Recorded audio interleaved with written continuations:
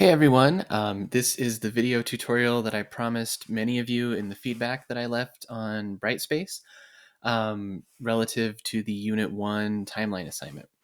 So the Unit 1 timeline assignment was to help us to put ourselves on our class timeline so that we can kind of see how we relate once we get closer to the present in terms of what we're studying. It'll be kind of interesting to see how things overlap with our own lives. Um, but also it was a way of getting us to uh, try out the timeline to figure out if we can use it and try to troubleshoot any issues that we might be having before we jump into the regular timeline assignments on unit 2 through 6. So as you can see behind me, this is the timeline for our modern Latin American history class. I'm also going to post this video to my New Mexico history class as well. So your timeline, the background looks different. You'll be posting different topics because we're studying New Mexico history, but the things I'm going to show you in terms of the technical side of how to use Tiki-Toki apply in both cases. So that's why I figured I'd just make the one video to show you both things. So what I wanted to kind of point out then is if everything is working like it should, the thumbnail for your posts should look like this one, Jay's or Santiago's, or this one I posted on Transculturation. You should see the little thumbnail image, the byline, or in the case of Unit 1, it was your 6-word introduction.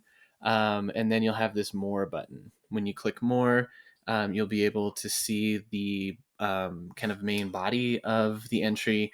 And at the bottom, you'll see this Find Out More button. That's where you'll click to go to the outside source or the internet source in support of the topic entry that the person has posted.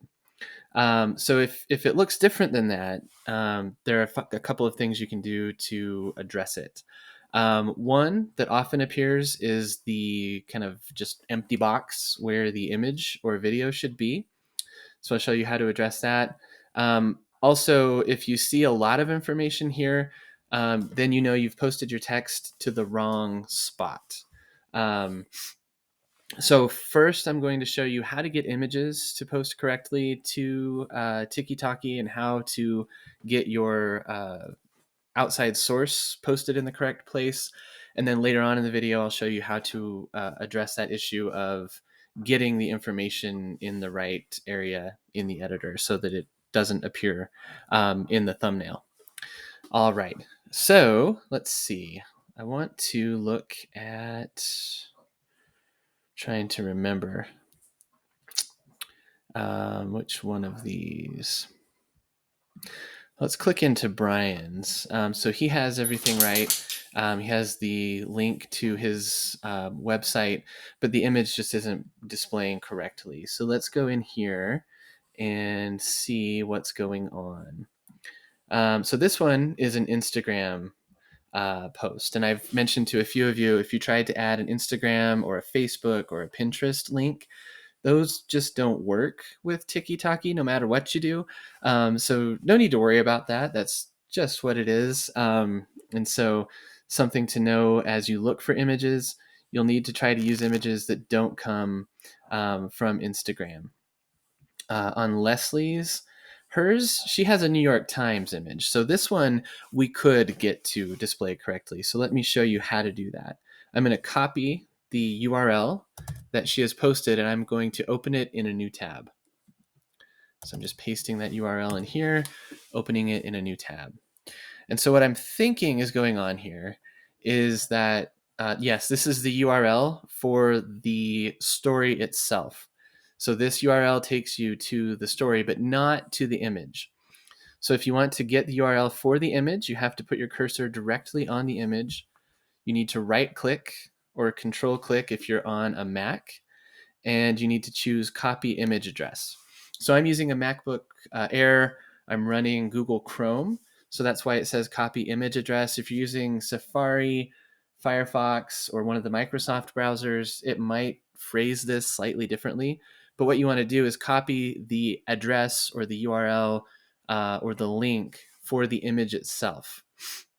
Right? You don't want to save it. You don't just want to copy it. You want the address for it. So I'm going to click that button.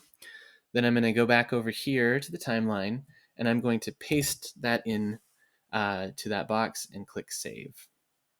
And now you will see the image has appeared. So that's how you do that. I'm going to click basic info. Just to show you, if you didn't see that yet, you post the URL for your website into this box that says link, and then click save. And once you do that, the find out more box will appear. So if that's something that you missed or just forgot, that happens sometimes, that's how you address that part of the entry. All right, so I'm going to go back then and show you what to do if your text is appearing in italics like this. So this is the one where you can see a lot of the text in the thumbnail. I'm going to leave Marissa's 6-word intro here because that's where it goes. But I'm going to cut the rest of this entry, cut the rest of this entry from the intro box if it will let me. There it goes. I'm going to click save, and now we'll see here's her 6-word entry. I'm going to click extra info, and I'm going to paste the bulk of the text over here. And so now you'll see that it appears in normal font rather than italics. And then, of course, add the link here. I don't have her link on hand, or I would put it in there for her. Choose a category and hit save.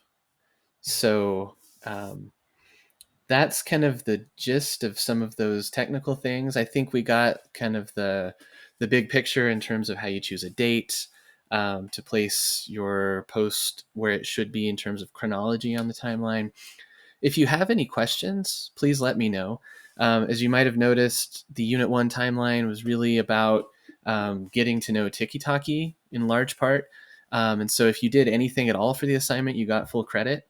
But I wanted to give you this feedback so that you'll be ready for Unit 2 to address some of these things and make sure that you get an image that works.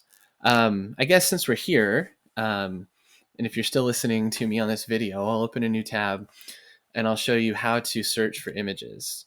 One way to do that is to go to Google Images. It's images.google.com is one way of getting there. And here you can search for whatever your image might be. I'm going to do, let's see, we'll do Rigoberta Menchú, since we'll be reading her book in Latin American history toward the end of the term. Of course, you can choose any whatever your topic is. You can just put it in the search box, whether it's for Latin America or New Mexico. And then once you find the image you like, you click on it and you do the right click and click copy image address. So it's the same process, but this is a way of searching and finding a good image. If you open it on the website itself, remember you have to put your cursor directly on the image, right click, and click copy image address. You can do the same thing in the Google image search. Don't just copy the URL up here because that won't display correctly. That will take you to the entire search with all of these different results, if that makes sense. Hopefully it does. All right. Well, I hope that helps. I hope you're having a good Tuesday, and I will talk to you soon.